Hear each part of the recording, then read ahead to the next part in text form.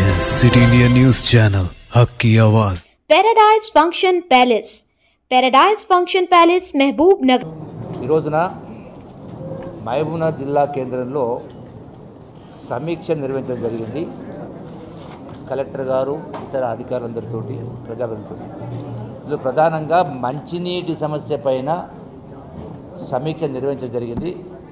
ఈ సంవత్సరం ఎండాకాలం సంబంధించి మంచినీటి సమస్యకు రిజర్వాయర్ల నీళ్లు ఉన్నవి, ఇబ్బంది ఏమీ లేదు.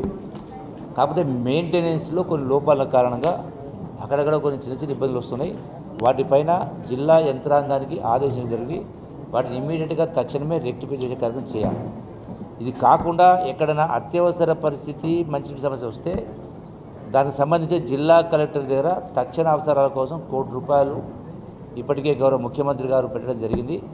దీనికి అదనంగా గౌరవ శాసనసభ్యులు కావచ్చు, ఇతర ఫండ్స్ నుంచి ఎస్డీ ఫండ్ ద్వారా కూడా కొంత మంచినీటి సౌకర్యం కోసం వాడుకునే కార్యక్రమం చేయడం జరుగుతుంది. ఒకటి. రెండవది,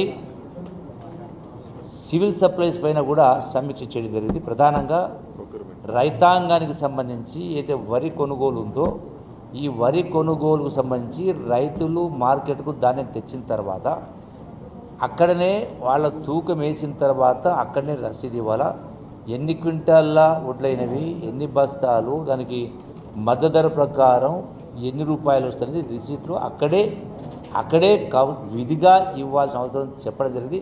దాన్ని 100% తూచా తప్పకుండా అమలు చేయాల్సిన చెప్పని కలెక్టర్ గారిని ఆదేశం జరిగింది. ఒకసారి తూకమే రసీదు ఇచ్చిన తర్వాత మళ్ళీ రైతులు రైస్ మిల్లు దగ్గరకోబోయో పైరవీలు చేసో పడిగాపులు కాసో దాని మళ్ళీ 5%, 10% తేమని తాళని రకరకాల కోతలు కొయ్యడానికి వీల్లేదు. ఈ నిర్వహణ పర్ఫెక్ట్గా చేయడం కోసం ఒక్కొక్క సెంటర్ కొనుగోలు కేంద్రంలో ఒక్కొక్క అధికారిని స్పెషల్గా కూడా నియమించమని చెప్పడం జరిగింది. వీళ్ళందరినీ కూడా ఐకేపీ కొనుగోలు చేసే ఐకేపీ సంస్థలు కొనుగోలు చేస్తారో వాళ్ళను, అంటే మార్కెట్ కమిటీల ద్వారా కొనుగోలు చేస్తారు వాళ్ళను కలిపి ఒక సమీక్ష నిర్వహించి దీన్ని ఆదేశాలు స్పష్టంగా ఇవ్వమని చెప్పడం జరిగింది. రెండవది, వరి ధాన్యం అకాల వర్షాలు వస్తే తడిసిపోకుండా ఉండడం కోసం మార్కెట్ యార్డ్లో ఇప్పటికే నిధులు ఉన్నవి, ఇప్పటికే టార్పులు ఉన్నవి. అవి కాకుండా తక్కువ పడితే ఆ నిధుల ద్వారా కూడా అవసరమైన టార్పోలీలు కొని ఒక్క ధాన్యం గింజ కూడా తడవకుండా ఆ ఏర్పాట్లు కూడా తక్షణమే ఏర్పాటు చేయమని కూడా చెప్పడం జరిగింది.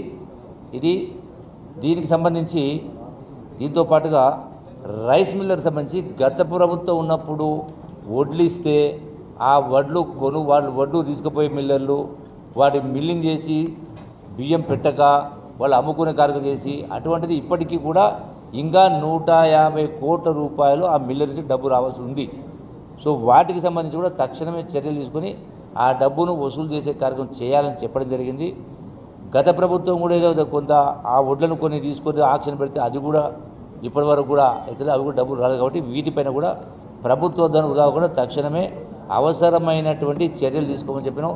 అవసరమైతే క్రిమినల్ చర్యలు కూడా తీసుకోమని చెప్పని కూడా స్పష్టంగా ఆదేశించడం జరిగింది.